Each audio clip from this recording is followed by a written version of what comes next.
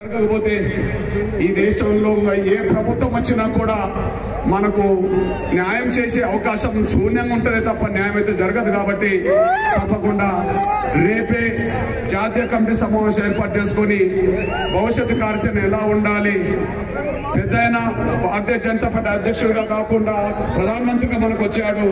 ప్రధానమంత్రి గారుగా మన మీద ఒక అభిమానం పెట్టుకున్నాడు, మనల్ని అండగుండడానికి వచ్చిండు, మనకు భరోసా ఇచ్చిండు. భవిష్యత్తులో ఈ సమస్య పరిష్కారం కోసం తను ఎంత భావోద్రేకానికి గురయ్యాడో అది మనం చూసాము. వాళ్ళ నేను కళ్ళనీళ్లు చూస్తుంటే నా కళ్ళనీళ్లు చూస్తూ ఆయన కూడా కళ్ళనీళ్లు పెట్టుకున్నాడు. ఈ వేదిక మీద అందరూ చూశారు. ఈ దేశ ప్రధానమంత్రి మన కండ ఉండడనే విషయం మర్చిపోదు. అయితే ప్రత్యర్థులు ఎంతమంది అనరా అని దీన్ని అడ్డుకునే శక్తులు ఎంత స్వార్థపరులను కానీ ఎంత పలుకులను కానీ ప్రపంచాన్ని ప్రభావితం చేసి దేశ ప్రధానమంత్రి గారే మాదిగల కండ ఉండడనే ఆశయంతో భవిష్యత్తులో మన కార్యక్రమం రూపొందించుకుంటాం. ఏది ఏమైనా పెద్దలు మనకు అండగా నిలబడ్డాడు కాబట్టి, అండగా నిలబడతాన్ని స్పష్టంగా చెప్పాడు కాబట్టి, అతి త్వరలో ఈ సమస్య పరిష్కార మార్గం తప్పకుండా చూస్తా అన్నాడు. కాబట్టి అంతకంటే ముఖ్యంగా మన ఆవేదన ఏందో, మన సంకల్ప బలం ఏందో, 30 సంవత్సరాలు మన పోరాట స్ఫూర్తి ఏందో స్పష్టంగా చూశాడు కనుక ఆయన మీదే నమ్మకం పెట్టుకొని, ఆయనే సమస్య పరిష్కరిస్తాడనే నమ్మకం పెట్టుకొని మనం తిరుగు ప్రయాణం కావాల్సిందిగా నేను సవినంగా విజ్ఞప్తి చేస్తూ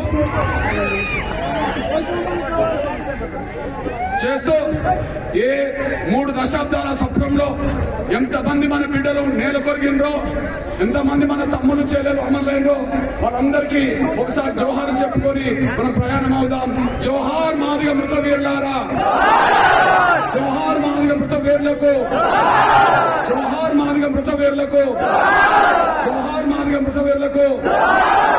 నా ప్రజలారా, ఒక్కటి మాత్రం ముందు మాట ఇచ్చాం. అన్న గనక ఈ దేశానికి పెద్దన్న ప్రధానమంత్రి ఒక జాతికి అండగా నిలబడడానికి వచ్చాడు.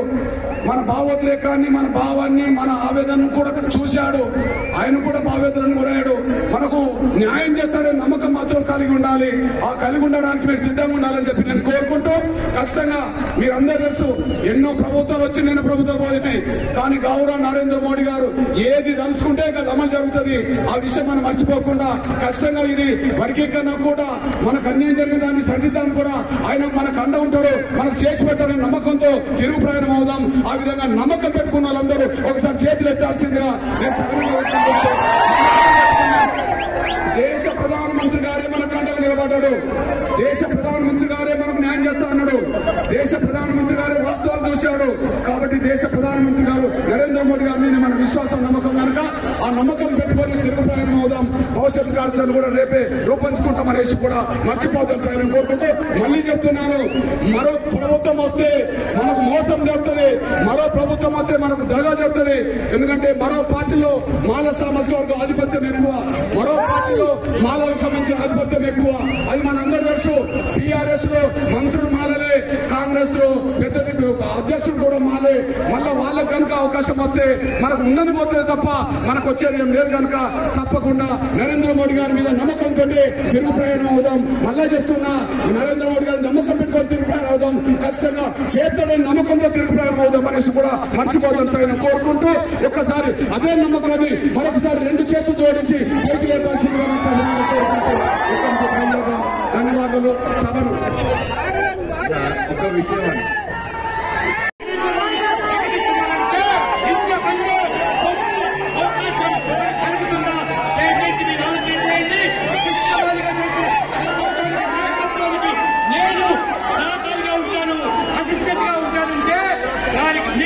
న్యాయం దక్కేదానికి ఇవాళ ప్రధానమంత్రి హోదాలో వచ్చినందుకు చేసి మొత్తం సమాజానికి తెలియజేస్తుందని కోరుతూ ఉన్నాను.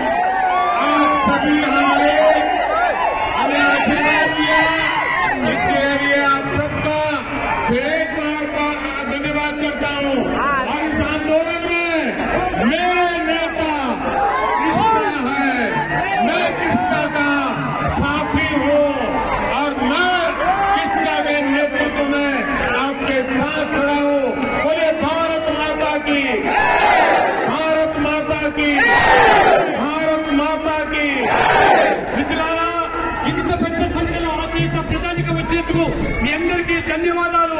మరొకసారి మాట ఇస్తున్నాను, మీకు కలిగేటువంటి న్యాయం కోసం చేస్తున్నటువంటి కృష్ణామాదిగా న్యాయపరపాలన నేను అంటే ప్రధానమంత్రిగా వారికి సహాయకులుగా ఉండి మీ హక్కులు సాధించే వరకు వాటితో కలిసి పనిచేస్తానని చెప్పి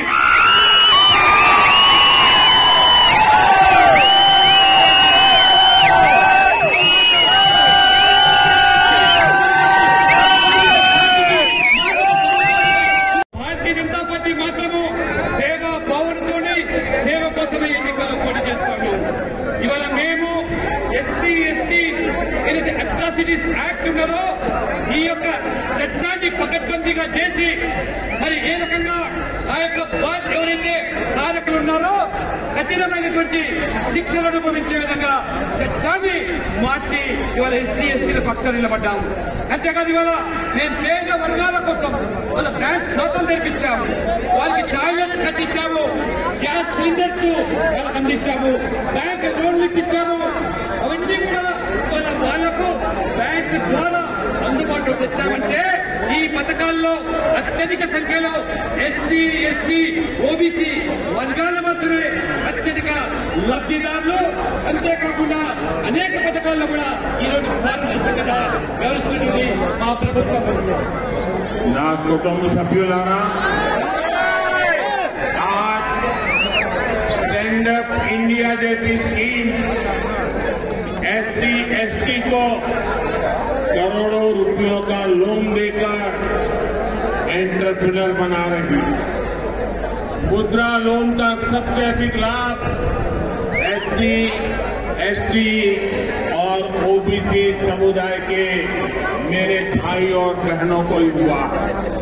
पीएम आवास योजना के तहत करोड़ों घर अनुसूचित जाति और अनुसूचित जनजाति की वो आवंटित कट्टर भ्रष्टाचार करती है और फिर यहाँ वही टीआरएस कांग्रेस के खिलाफ लड़ने का ड्रामा कर रही है।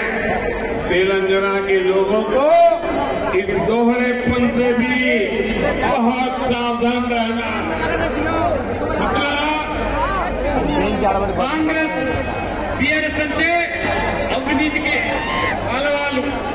ఇవాళ ఈ 2 పార్టీలు అవినీతిలో వేరు కాదు.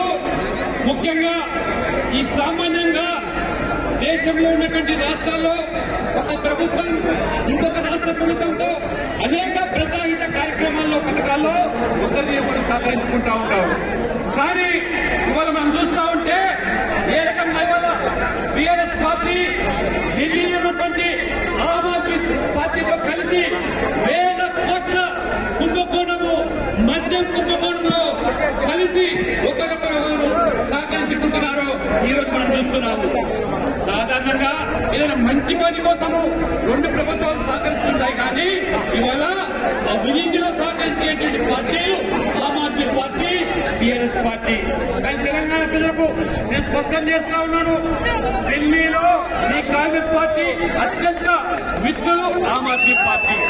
అటువంటి ఆమ్ ఆద్మీ పార్టీకి పూర్తిగా కాంగ్రెస్ మద్దతు ఇస్తూ ఉంటే ఇవాళ ఆమ్ ఆద్మీ పార్టీతో ఉన్నటువంటి టీఆర్ఎస్ కలిసి అభివృద్ధి పాల్పడుతూ ఉంటే ఇక్కడ తెలంగాణలో టీఆర్ఎస్ కాంగ్రెస్ ఒకరికొకరు పోటీ పెడుతున్నట్టుగా, ఒకరికొకరు ఈ రకంగా పోట్లాడుకుంటున్నట్టుగా డ్రామా చేస్తూ ఉన్నారు, నటిస్తున్నారు. కాబట్టి బహిష్కరించిందంటే దళితుల పట్ల ఈ కాంగ్రెస్ యొక్క వ్యవహారం ఏ విధంగా ఉందో ఒకసారి మీరు ఆలోచన చేయండి. నా కుటుంబ సభ్యులారా, कांग्रेस ने इन दिनों जिस इंडी एलायंस का छाता खोल रखा है उसमें बिहार के मुख्यमंत्री जो आजकल जातिवाद राजनीति का झंडा लेकर घूमते हैं, मुझे याद है उन्होंने मेरे करीबी दोस्त और दलित नेता रामविलास पासवान जी का लगातार अपमान किया था। यहाँ तक कि जब रामविलास पासवान जी को राज्यसभा सीट की बात आई थी तो वो भी समर्थन देने में आनाकानी कर रहे थे। मैंने रामविलास पासवान जी के बेटे चिराग पासवान में इस दुख को हमेशा महसूस किया है। अभी हमने 2 दिन पहले ही देखा है कि बिहार के 19 सीएम ने विधानसभा में सदन के तौर पर एक और दलित नेता का, वहां के पूर्व मुख्यमंत्री, पूर्व सीएम का अपमान किया है। वहां के पूर्व सीएम जीतन राम मांझी जो दलितों में भी अति दलित है, जिन्होंने अपने जीवन में बहुत ही संघर्ष किया है, उनको बिहार के सीएम ने बड़े सदन में